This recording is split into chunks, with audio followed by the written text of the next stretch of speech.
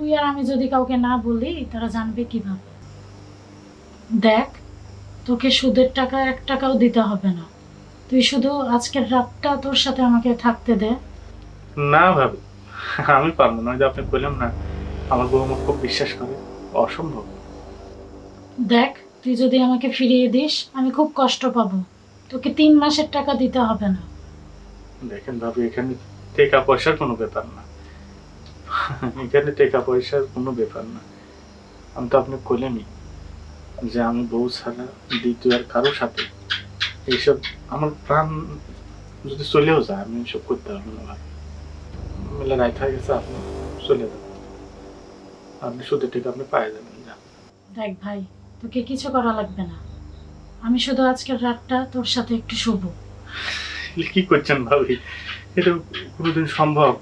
আরে ভাবি, পাড়া প্রতিবেশী আছে, গ্রামের লোকজন আছে, ওরা যদি জানাজানি হয়ে যায় তো আমাদের মান সম্মান আরে থাকবে। তারা জানবে কিভাবে? তুই আর আমি যদি কাউকে না বলি তারা জানবে কিভাবে? আচ্ছা ঠিক আছে, তাহলে আপনি উপরে থাকবেন আর আমি ওই যে আমার বিছানা আছে, আমি এটা কিন্তু নিচে থাকবো। আচ্ছা ঠিক আছে, তুই যে আমাকে আজকের রাতটা তোর কাছে থাকতে দিলি এটাই অনেক। যতই নিচে সও, তুমি পুরুষ মানুষ, তোমাকে আমি বাগে আনবই। কে ভাবে? আপনি মনে মনে কি ভাবিচ্ছেন? না না, কিছু না। তাহলে ভাবি, আপনি এটি শোন। হ্যাঁ, আচ্ছা। আমি নিজে শোন।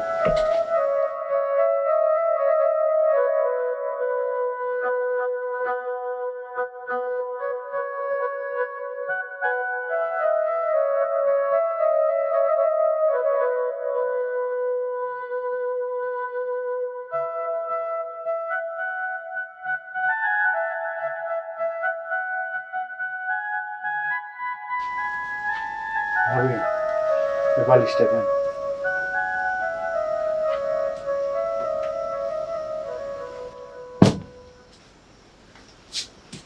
বললাম এক জায়গায় শুয়ে আয়। নিচেই ভালো, আপনি থাকেন। মশা লাগলে করে কয়েল জ্বালেন।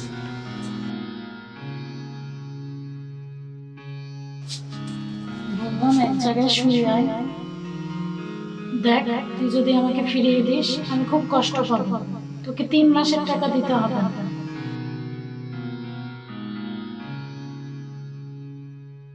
তুই যে আমাকে আজকের রাতটা তোর কাছে থাকতে দিলি এটাই অনেক।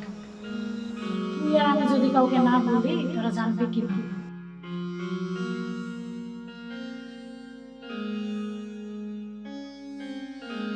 তুই যদি আমাকে ফিরিয়ে দিস আমি খুব কষ্ট পাবো। তোকে 3 মাসের টাকা দিতে হবে না। যতই নিচে সও, তুমি পুরুষ মানুষ, তোমাকে আমি বাগে আনবই। না না না না, আমি এত বড় সুযোগ হাতছাড়া করবো না।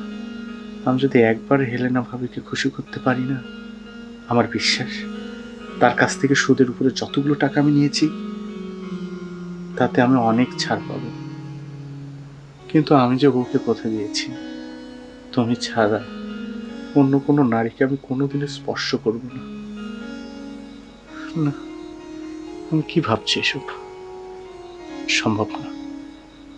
আমার কাছে আমার বউয়ের ওয়াদাটাই বড়। আমি ওয়াদা ভঙ্গ করতে পারবো না। যতই ঝড়ঝাপটা আসুক না কেন, আমি আমার সিদ্ধান্তে অটল থাকবো।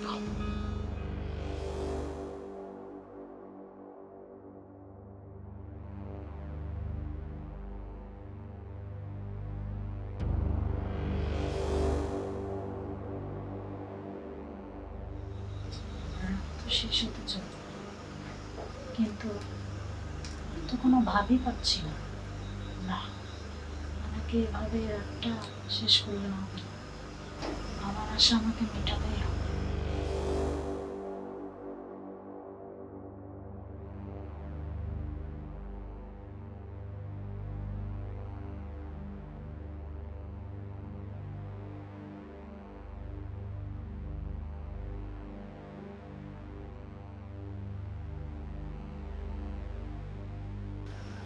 লিটন, হ্যাঁ লিটন।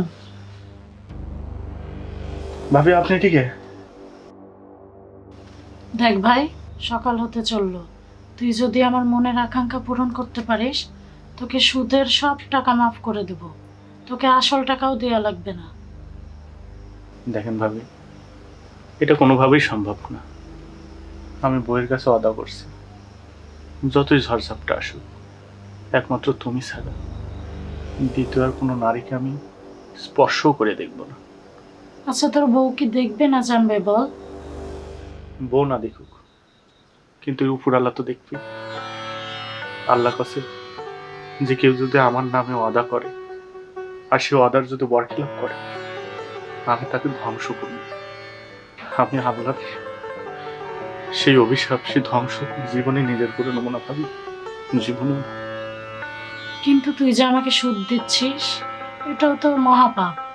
ঠিক আছে, সুদের টাকা দেয়া নেয়া দুটোই মহাপাপ।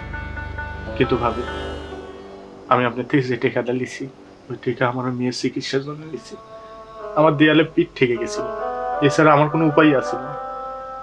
তবে আপনি যদি একটু ধৈর্য ধরেন, আমি গায়ে খাইতে হোক, শ্বশুরের থেকে, সমুদ্রের থেকে, যেভাবে হোক টাকাগুলো নিয়ে আমি টাকাগুলো শোধ করে দিব ভাবি। আমি আর এই সুদের টাকা রাখবো না। তোর মতো স্বামী ঘরে ঘরে থাকার দরকার ছিল রে। আর স্বামীদের এই অধপতনের জন্য কত শত ঘর ভেঙে যাচ্ছে। আমার স্বামীকেই দেখ, মেয়ের নেশায়, মদের নেশায় আমার সংসারটা একদম ধ্বংস করে দিয়েছে। তোর ধৈর্যে আমি মুগ্ধ রে। আজ থেকে তোকে 1 টাকাও লাভ দিতে হবে না। আসল টাকা তোর যবে ইচ্ছা তুই দিস, না হয় না দিস। আচ্ছা যা, তোকে আসল টাকাও দিতে হবে না, যা, তুই ভালো থাক। ভাবি, আপনার কাছে ছোট্ট একটা অনুরোধ করবো ভাবি। কি বল? আপনি এই সুদের ব্যবসাটা বাদ দেন, এটা মহাপাপের ব্যবসা। আপনি একটা ভালো কিছু করেন ভাবি। আচ্ছা ঠিক আছে, আমি চেষ্টা করব। আপনি আসলে মহান ভাবি।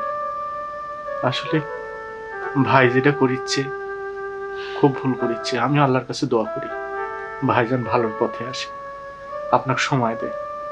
আমি আল্লাহর কাছে এই দোয়াটাই করি। আপনি আমার বড় উপকার করলেন ভাবি।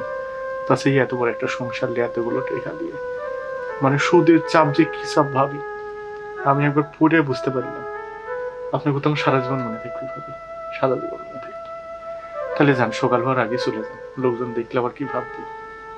আচ্ছা ঠিক আছে, তুই ভালো থাক, আমি আসি। আচ্ছা ঠিক আছে। হে আল্লাহ, আমার এত বড় একটা ঋণের হাত থেকে তুমি বাঁচাইলে আল্লাহ। আসলে সবকিছুই হচ্ছে আমার ধৈর্যের জন্য। তুমি তো কোথাও যারা ধৈর্য ধরে, আমি তাদের সাথে থাকি। আমি যে একটা রায়, একটা পুরুষ মানুষ যে ধৈর্যটা ধরছি, আল্লাহ এটার উপরে তুমি খুশি হচ্ছে। এর জন্য আমাকে এত বড় একটা ঋণের হাত থেকে তুমি বাঁচাইলে আল্লাহ। তোমার কাছে লাখ লাখ শুকরিয়া আল্লাহ, লাখ লাখ শুকরিয়া। যাই, বইয়ে ফোন দিই, তাড়াতাড়ি আসবে করি। ফজরের নামাজটাও পড়া লিখবে। নামাজ টামাজ পড়ে বইয়ে ফোন দিই। যাই।